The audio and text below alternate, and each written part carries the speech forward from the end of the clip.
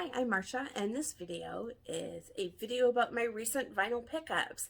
And first, I wanted to say thank you to everybody who subscribed to my channel and watched my videos. Thank you so much. I am completely amazed and totally humbled by it all. I initially started making videos for this channel about a month ago. I entered a contest. That was my intention. I'd enter this contest put on by the Vinyl Community Gunkles, and then after the contest I would just delete the video. But the Gunkles were so nice and encouraging. They passed along such nice words and told me that I should make more videos. And then some other people watched that video and said some more kind words to me. So I made a couple more videos, and within 3 weeks of making that first video, I had over 100 subscribers. So thank you so much. I really appreciate it. And it's nuts to me that that happened because I don't know what it is that I'm doing. I don't have any kind of fancy video editing skills, or no video editing skills, actually.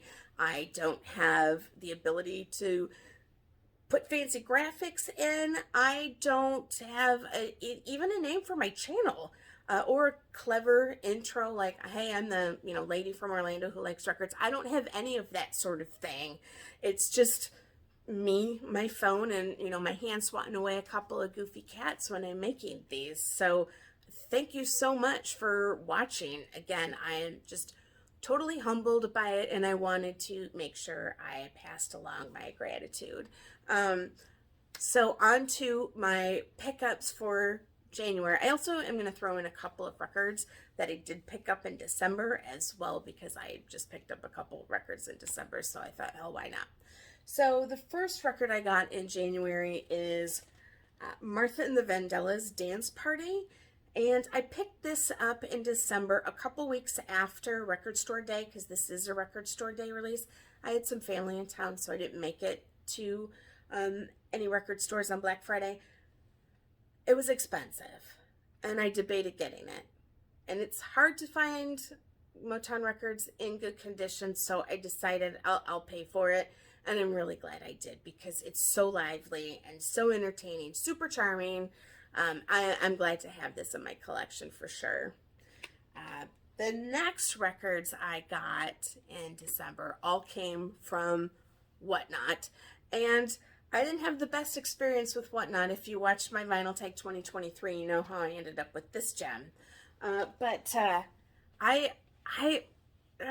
just didn't find it to be all that great. If anybody else had any other kind of experience, please let me know. Maybe I just am not going to the right channels on the app or what have you. But when I looked, I didn't find a whole lot of great stuff on there for a great bargain like they advertise.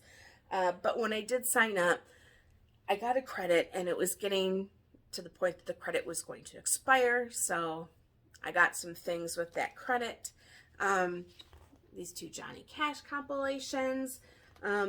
These were put out by Sun Records in the early 70s, 1970, 1971, I think, to capitalize probably on the TV show popularity that he had.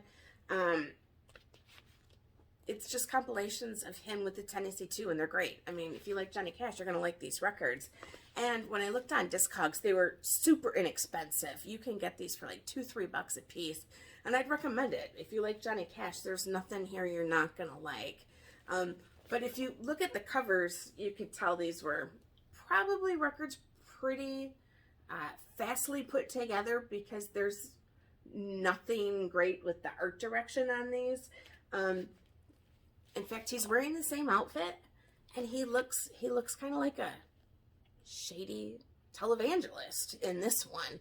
I half expect him to say, "Friends, please send me $100 so we can get that plane to spread the word of the Lord to all the sinners." And then, he gets a plane, and then he takes all that other money that was sent to him, and he himself just goes and spends it in Vegas on a multiple of sins for himself.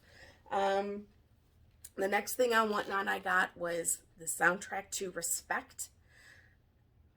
This is really unpleasant. It's a 2-disc set. It's got this beautiful book of photos from the movie in it, but it's awful. It's bad.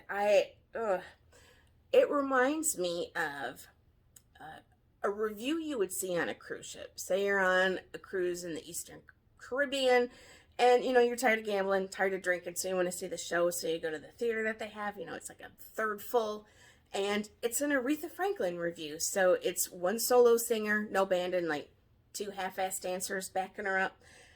That's exactly what this sounds like. It is devoid of any kind of personality. I fully believe this thing was produced by Royal Caribbean Cruise Lines.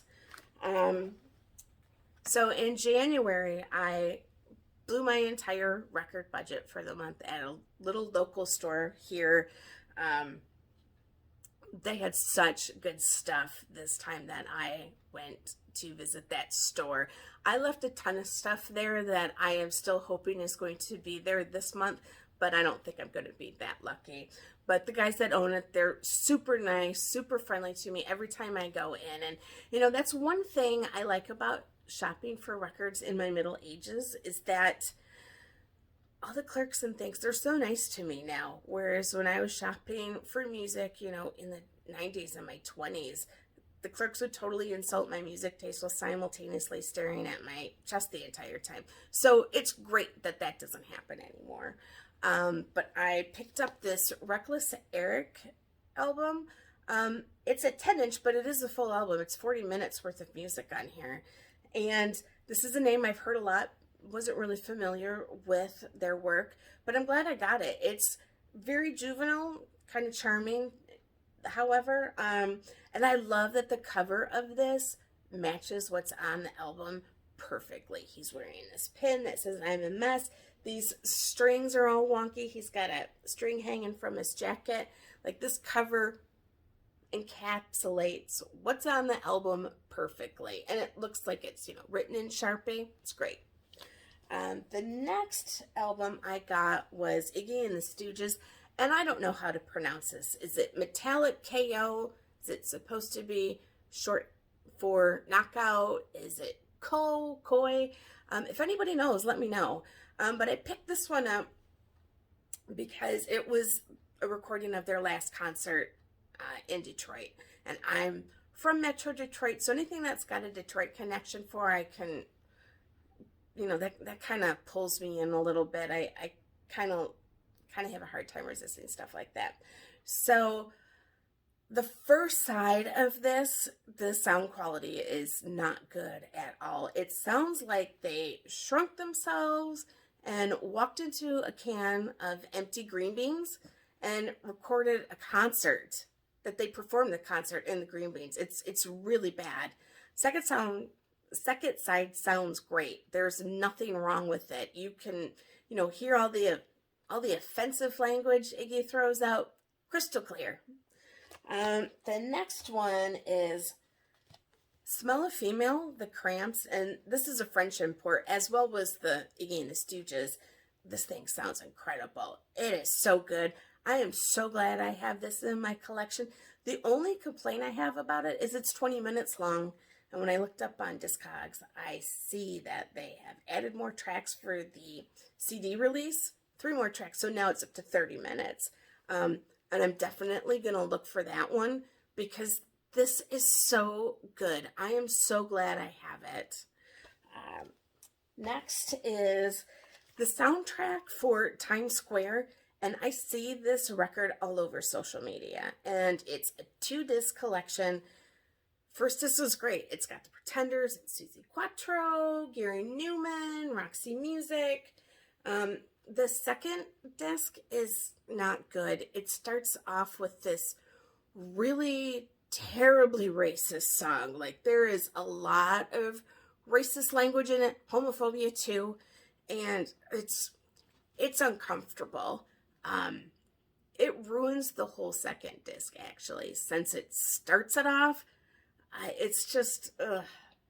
And then I'm sure when they did it, they thought they were being edgy, but it's just bad taste. It's just, there's no way to excuse it. It's just in very, very poor taste. And on the fourth side of this, there's a really good Patti Smith song, Pissin' in the River. which I'd never heard of. And from what I could find, this is the only place it appears. So I do like that song. It's just too bad it's on the Racist album in this package. Next is Bob Marley and the Wailers, Natty Dread. And I live in Florida, so I have a hard time finding used reggae records. And I don't know if that's everywhere or just in Florida, because in Florida, any restaurant that has a patio, which is all of them, they all play watered down music version of reggae. So I feel like people here in Florida are starving for real reggae music. So I have a hard time finding it.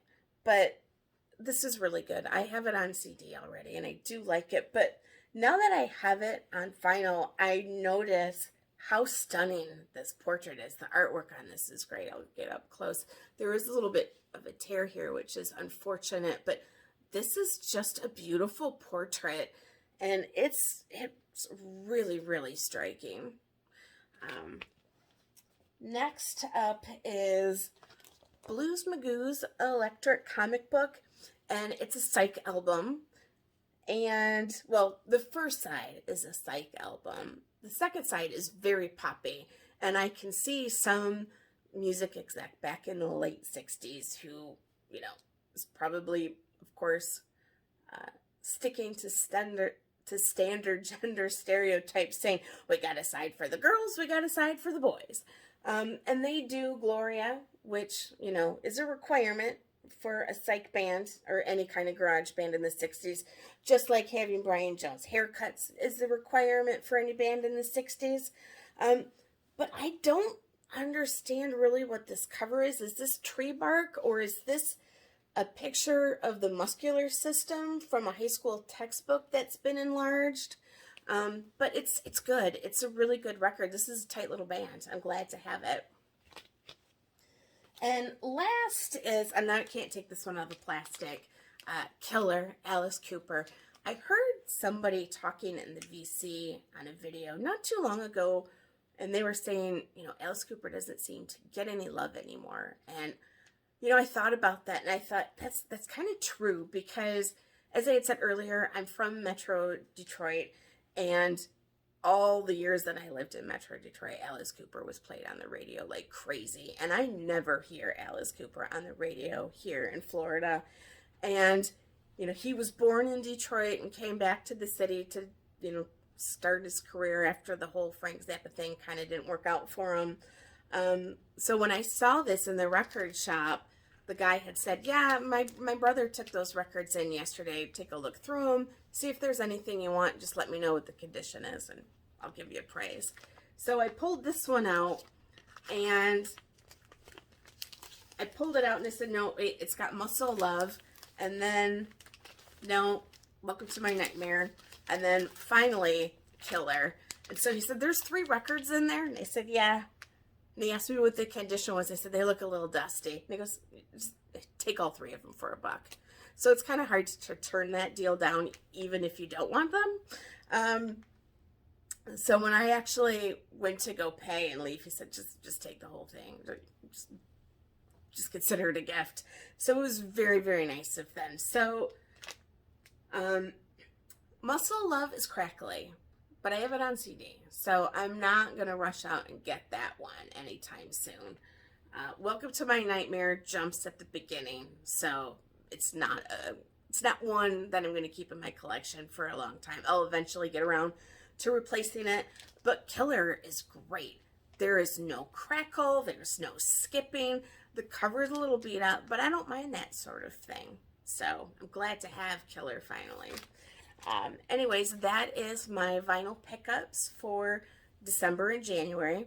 Thank you so much for watching, and again, thank you so much for subscribing to my channel. I really do appreciate it. Take care, everybody.